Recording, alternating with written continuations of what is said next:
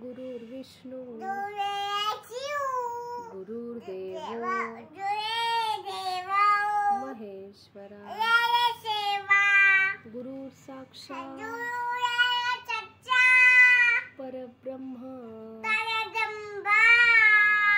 हळू बोलायचं तस्मै गुरवे ओम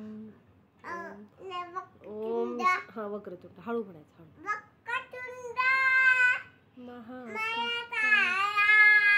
सूर्यकोटी निर्विघ्नं कुरुमे देव सर्वकार्येषु सर्वदा ओम शांती शांती. थँक्यू मन थँक यू.